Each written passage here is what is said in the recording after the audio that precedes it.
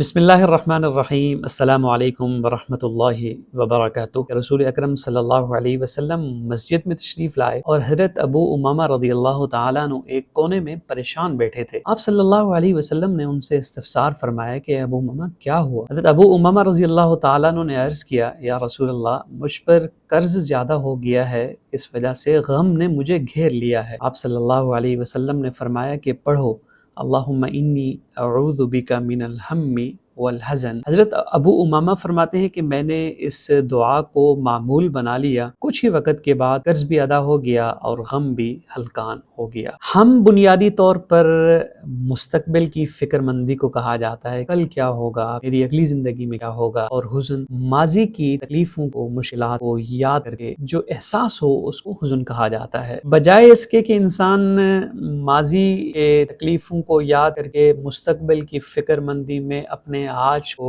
خراب کرنے بیٹھ جائے، اپنے آج کے ان اوقات کو ضائع کرنے بیٹھ جائے، اس سے بہتر یہ ہے کہ انسان کسی نہ کسی کام میں لگ جائے، اپنے آپ کو مصروف کر لے، اپنے اللہ سبحانہ و تعالیٰ کے ساتھ جو تعلق ہے اس کو بہتر سے بہتر کرنا شروع کر دے اور کسی نہ کسی مصروفیت میں اپنے آپ کو لگا لے، تو انشاءاللہ جہاں اس کے غم بھی کم ہو جائیں گے، جہاں اس پر اگر قرض ہے تو اس کی ادائیگی کے اسباب بھی پیدا ہو جائیں گے، وہیں اس انسان کی تکلیفیں اور مشکلات کم ہونا شروع ہو جائیں گی۔